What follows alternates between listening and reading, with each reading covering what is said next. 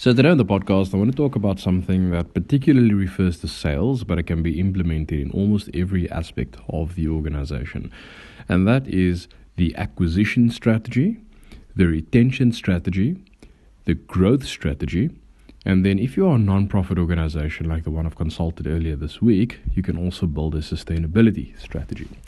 So what does this refer to? Firstly, Lester, what is an acquisition strategy? What is a retention strategy? Using all of these fancy words, but I'm a startup. I still need to familiarize myself with a lot of the jargon. So please, let's keep it layman's terms. Okay, fantastic, right? Now, an acquisition strategy is to acquire or onboard or get new customers. Now, what do you do if you have a business and you want to bring on new customers? Firstly, you need to understand who are your customers and what is your business model. Now, a business model is best described by who it is you are selling to. Now, if you are a business that sells to other businesses, you are then what is called a B2B business, business to business type of business. So if you are, let's use as an example, an engineering company that manufactures specific and specialized metal equipment for the construction industry, you then know that that is a B2B business. If, however, you are a cafe or a clothing store, right, or a cleaning business and you clean residential households, then of course you would be a B2C business, a business to consumer type of business. So if you've recognized that you are a B2B business model or you are a B2C business, then you can start implementing this strategy that we're going to implement and unpack and discuss in today's podcast. Now let's look at the acquisition strategy. Let's use the example of a cafe, right? You've opened up a coffee shop. Let's say you haven't done all of the market research. You haven't really done all of the analysis and the diligence to give you the peace of mind that this is going to be a relatively good business, or it has a high chance of succeeding in getting over that advantage line. Let's say you've just identified a location, you see a bit of foot traffic, you haven't looked at your competitors, you kind of just using your gut and intuition on this one, and you feel that this one is going to go. Okay, so now we need to implement what is called a remedial strategy. Remedial means that you're going to have to come in after everything has been done to see if things can turn around. Now, you've opened up the cafe and you want to start bringing on new customers. Okay. Now, in the cafe industry, you need to at least bring on 70% of new businesses, while 30% of the businesses or 30% of your customers. Now, in the cafe industry, you need to bring on at least 70% of new customers every month, whereas 30% become your loyal customers. And eventually, over time, your new customers would then become your regular customers. But before they can be regular customers, they would need to be acquired. That is where you need an acquisition strategy. So an acquisition strategy in a business like a cafe is very marketing intensive. Okay. What does that mean? It means that to get new customers, you need to understand what your marketing strategy is going to be. Now, marketing in itself is going to be a completely different podcast. In fact, that will be a series of podcasts. I've seen this quote once that said, it takes about 10,000 hours to master financial management within a business, but it takes a lifetime to master marketing, and it is obsolete within a year. I'm thinking about the time I did my degree, close to 2 decades ago, and back then, there was no mention of social media marketing. There was no mention of AI, of course. And the way in which marketing is done today is vastly different to the way it was done and taught back then. Back then, we still spoke a bit about billboarding and radio advertising, which is still relevant today, but it's not as impactful now as it was back then. So that just goes to show how rapidly things change, especially from a sales and marketing perspective.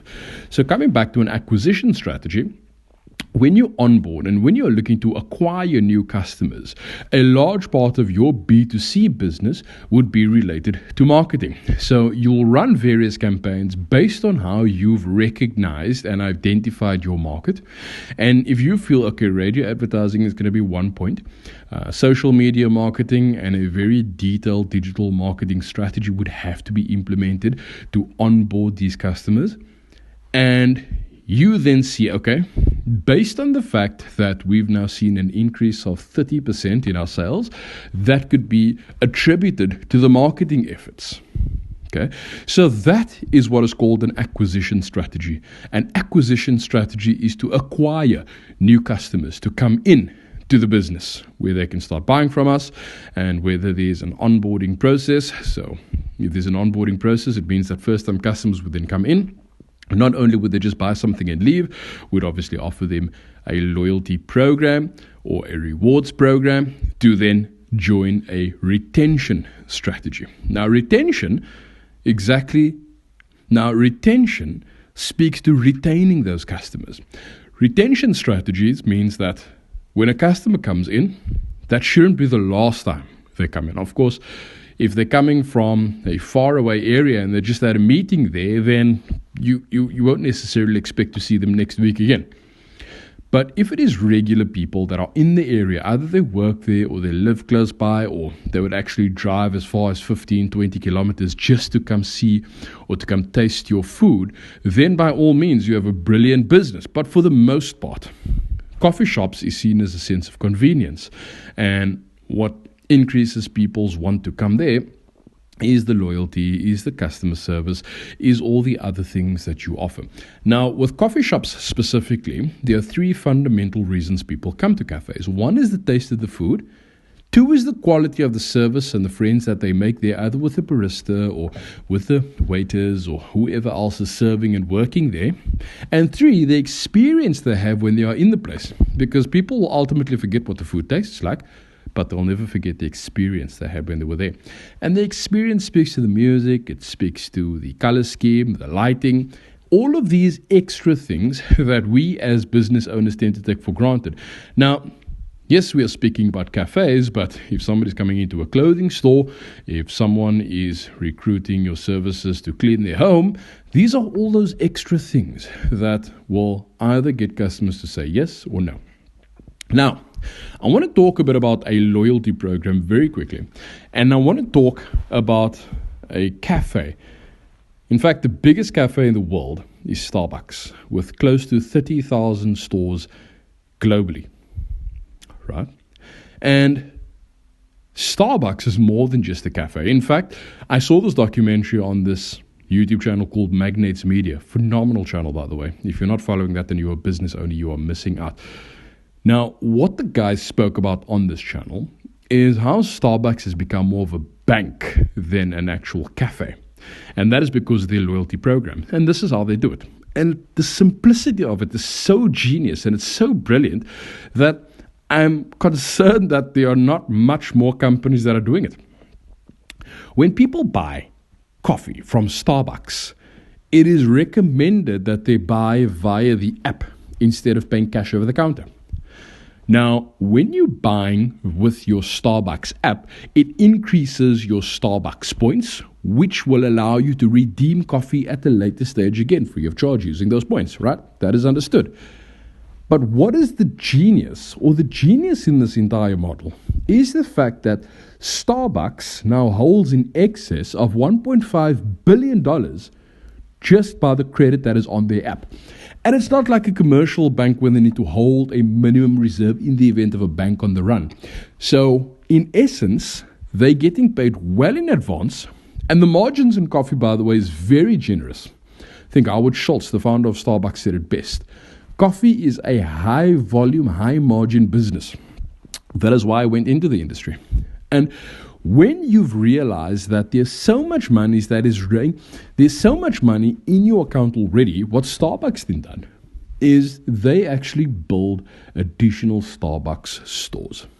They use a lot of that money for R&D to also recognize what are up-and-coming areas that they can position their brand in and the effect that that brand and that site then has on the community.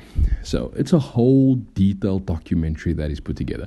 I recommend that you watch it. In fact, I think I'm going to put that in the comment section. Okay, so coming back to the show. Firstly, as I mentioned, you need an acquisition strategy. That is to bring on new customers. Then you need a retention strategy. So when those new customers come on board, you don't just want it to be one-hit wonders. You actually want them to become loyal customers so that they're coming every day or every week or every month or whatever the product is. As often as you would like them to be there, you would want them to be there. Okay? Then we move to the next strategy, which is called the growth strategy. Now, the growth strategy speaks to the upsell or the cross-sell. What do I mean by that? Let me give you a typical example. When you drive through the McDonald's drive-through and you order a Big Mac meal, the first question they would ask you is, would you like that in medium? Would you like that in large? But you don't know that a standard is what you've ordered. So you think by saying medium, you are getting your original order. But no, standard would be your initial order. Medium, which you think is now the initial order, is actually a form of upsell. And it's a subtle, sneaky way of doing it, and I don't necessarily agree with that. But by doing that, I guarantee you it has increased their sales by millions per month. Because people just subconsciously, medium is fine. Or in some cases, people will actually say, you know, I'm feeling a little hungrier than usual today. Give me a large. And if that option wasn't presented at that time, they might have just accepted that they might just have accepted that they're just going to get a regular sized Big Mac meal or a standard sized Big Mac meal. Another example is Debonaire's Pizza. One of my mentors, he has a number of these Debonaire's pizza franchises.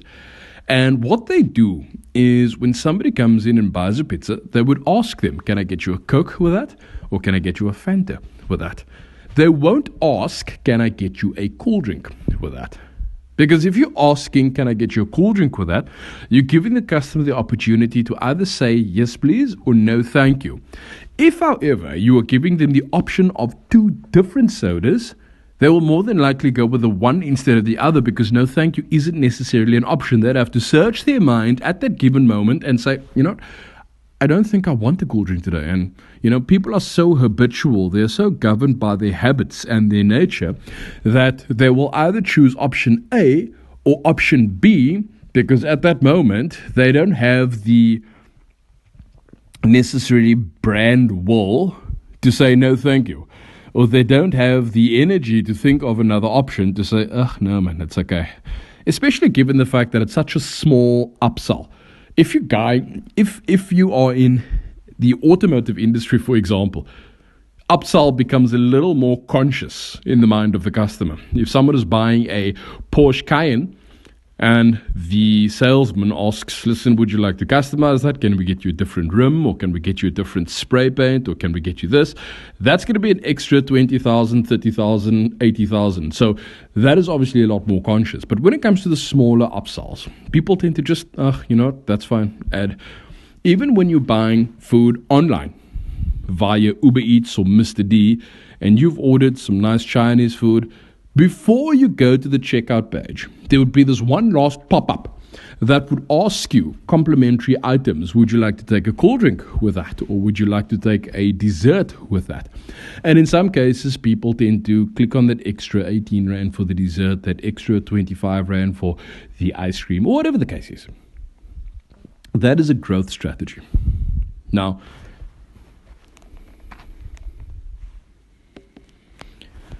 that is one of many examples that can be used.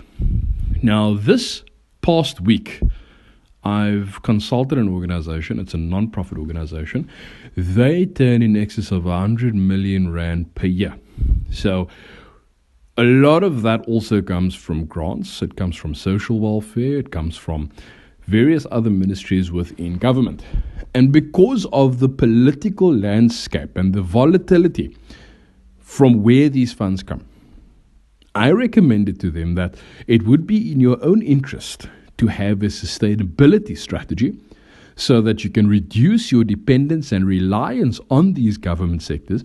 And I think this would be particularly prevalent to tenderpreneurs as well, where 80% or 90% or 100% of their sales come from government contracts.